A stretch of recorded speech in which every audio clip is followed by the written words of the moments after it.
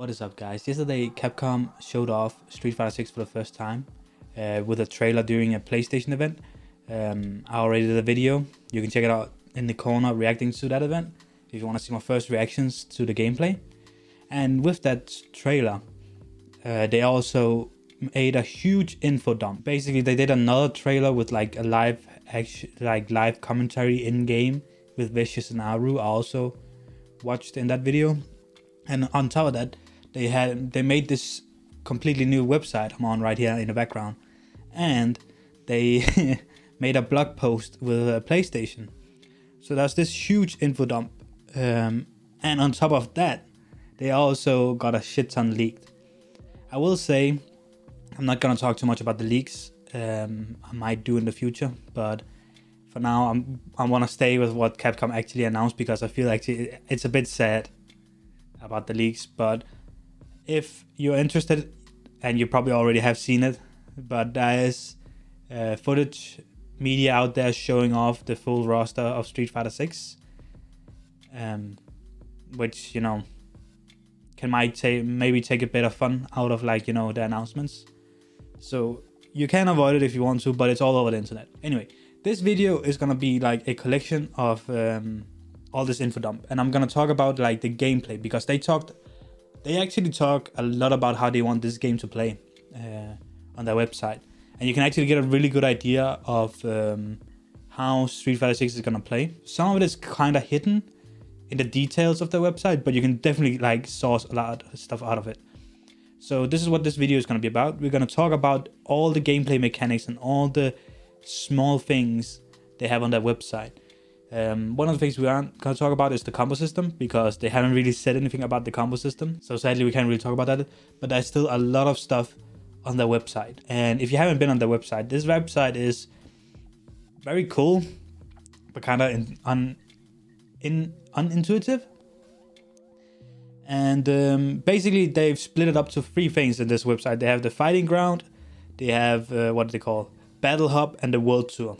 Basically, what they're talking about here is the Fighting Ground is where you actually fight people. That's what we know from Street Fighter games. The Battle Hub is their new lobby system. They haven't said a lot about it on their website yet. And the World Tour is this new single player mode, which a lot of people also is theorizing what that's about. But yeah, we're going to talk mostly about this Fighting Ground, because they actually give away a lot of stuff on this specific site. And the first one we can look at is they show off the UI of the game. And here we have a look at how the UI looks for now. They might change it, they might not, who knows. All this is, of course, like how they are thinking the game is going to be now. But up until release, these things can change. So, you know, they might change these things in the future, they might not.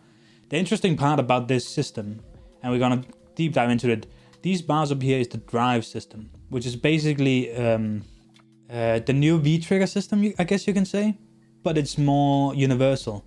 It isn't as character specific, at least not yet. Whereas, you know, like in Street Fighter 5, Ryu would have a parry, and then he could activate his V trigger, and he would have a specific V trigger. Here you have the same, what looks like at the moment, you have the same amount of drive ticks, I'm gonna call it, these small bars.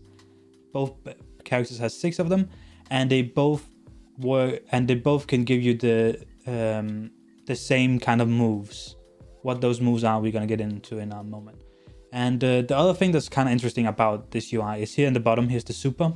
As you can see, the super bar can have multiple levels, and that's gonna be interesting in a moment, why the multiple levels are interesting. Here in the bottom, they say the super bar is only for using supers. Yeah, you have a whole bar that carries over between rounds that you only are usable with supers. The EX moves are still in the game, but they're attached to the drive system now. So let's just dive straight into the drive system, because I feel like the rest of the UI is pretty basic for it. So down here we have the drive gauge, and they show off the different drive gauges here. There's 5 different drive systems that is attached to the drive gauge. And they also showed off every single drive gauge in the trailer. So I'm gonna be showing you guys the different drives from the trailer as we're talking about them here. So the first one is Drive Impact, which is The fun thing about the drive system is you're gonna notice as I'm going through them, these are mechanics that has been in that's been on other Street Fighter games, but now they've actually collected them all into one system, and you're gonna see what I mean in a second. But Drive Impact is basically a focus attack. It's a powerful strike that absorbs an opponent's incoming attack. Perform this on an opponent backed into the corner and to introduce a wall splat even if they block the attack. So, if you guys have played Street Fighter 4, there is this attack called a focus attack. Which basically is you hold in 2 buttons and your character will charge up an attack, and depending on how long you charge it up, if you hit the opponent, they're gonna be stunned if you charge it up enough. And that move would have 1 hit of armor, and that would be universal for every single character. This sounds a lot like it, and if you look at the trailer, it seems also very similar, where they are charging up an attack move, and while they're charging it up, they have armor on. And if you hit them, then here's the difference, at least from the text so far. We don't know if it actually crumbles like it did in Street Fighter 4. But if they are close to the corner, you'll get a wall splat, and I guess from the wall splat you'll probably get a combo. So that's pretty interesting. So that's the Drive Impact. That is very similar to a focus attack. Then we have the Drive Parry, which is very similar to a third strike parry actually, but it also has some differences. It feels very much like a first strike parry in some ways, but also very like a real parry from Street Fighter 5. So it works. The way it works is when you activate the Drive Parry, you automatically repel an opponent's attack, high, low, mids, and excuse me. And what you can do is, if you perfectly time your parry, you perform what is called a perfect parry. And there's 2 examples in the trailer showing off the different types of parries. We see Luke do the automatic parry where he's holding in the buttons on Jamie, where he sees him like kind of shrugging off a sequence of moves. And then later on we see Ryu do a perfect parry where these ink splatters is coming up in the background. And I think if you do a perfect parry, this is all me thinking, it seems like you get more frame advantage to be able to do a combo move into it. Where this is actually, where this move is more third strikey in a way, but also like kind of, like where this move becomes really interesting is that if you perform a successful parry, you gain back some of your drive meter. I don't know if you're gonna gain back what you spent or if you gain back more than what you spent, but this is kind of reminiscent of the Ryu parry in Street Fighter 5 again, where if you did a parry with the Ryu in Street Fighter 5, you would gain V-bar if you did a successful parry. Here the difference is that it consumes bar doing the parry, but you gain, if you're successful, you get the bar back. Well, it sounds like you get the bar back and maybe some more, maybe less, who knows. But you get some bar back if you do it successfully, so there's more risk reward in doing the parries. You can't just mindlessly spam parry in neutral. You know, as you've seen a lot of Ryus do, you know, that you do walk up parry and then you can punish them, or you might just randomly stick out a button. Here, if they do a random parry in neutral, not only can you probably punish them, but they also lose bars, so you just can't keep spamming parries in neutral. They have a set amount of them they can do, and maybe they can gain them back if they do successful parries. So that's the parry system, which is honestly, I really love this mechanic. I really love the idea of this, that there's risk reward in it, that you can't just spam the parry, because then you lose the ability later on in the round. The third one is Overdrive, which is basically EX attacks. Well, they are actually EX attacks. So this is where instead of using your super bar, you use your drive bar. It costs 2 drive gauges to do it. And the way you do it is you press down 2 buttons at the same time. Sounds very similar. Instead of one when performing a special move, to turn it into an overdrive. These are the same attacks as EX special moves in the past. They even say it. Again, this kind of makes this drive system already really interesting to me. A lot of EX moves were very important in Street Fighter 5. And supers in Street Fighter 5 weren't really that important in a way. Like, they were decent, and like if you had them, you'd spend it. But like EX bars most of the time were better used than the super. especially on some characters where like EX moves would make them plus on block and stuff. So I feel it's very interesting that you can either sacrifice your drive gauges to get more powerful moves for attack and combos, or you can sacrifice it for defensive mechanics like the focus attack or the parry. So already here, this system seems very interesting to me. And then there's the drive rush, which is basically the dash cancel part of an FADC. So they show a few examples of this in the trailer as well. I think they show one really good example of Ryu. But basically how it works is you can perform a quick rush forward when a drive parry or cancelable move attack. So if you do a move that is cancelable, you can perform a drive rush. That costs 3 bars to do it from there. If you do a parry, it costs 1 bar. So basically if you do a parry, I think I said it costed 1 drive gauge, and then plus the drive rush, that's 2 gauges. So basically like kind of like an FADC in a way, where you absorb the move and then you would dash forward if you got hit, or you do the FADC to dash forward to continue a combo. And I don't know if you guys remember Street Fighter 4. It's very interesting that they put this mechanic back, and it seems pretty strong since they want you to sacrifice 3 rush gauges forward. So let's say you do a button confirm into a EX move into a drive rush to continue the combo. You already spent 5 drive gauges on that combo rush. It sounds like you have a lot of freedom in that way, and the way they restrict the freedom is just like it costing a lot. I hope that's the case, and it would be cool that like if you could spend all 6 of your drive gauges in one combo and it would do like 70% or something like that, and you'd be like, okay, I spent it all, he's not dead, now he can do a comeback on me, because you have all your gauges at the start of a round. It's very interesting. And the last one is a defensive mechanic again, which is drive reversal, which is kind of like, it's an alpha counter, V reversal, if you know that from Street Fighter 5. And basically perform a counter attack while blocking an opponent's attack. The damage is low but can help you out of a tight situation when being pressured. So basically, it just sounds like an alpha counter of V reversal, where you're blocking, you activate this move, and if they get hit, they get knocked off you, which is good. So this drive system has 3 defensive mechanics in my opinion, and 2 offensive mechanics, which is it sounds amazing in that way. I really hope so, at least, that you can really express yourself with your character in the way that you can decide to be a really offensive Luke, and like you'd really go for high damaging combos with the EX moves or the cancels, or maybe you're a very defensive character and say the parry is really important, so I need to always have gauge for parry to make comebacks. So maybe you never want to spend like the 2 gauges to do EX moves to get that a bit more damage, or maybe you never want to spend like 3 bars doing the what's it called, drive rush, because you think that defensive mechanics can give you more opportunities to win the game.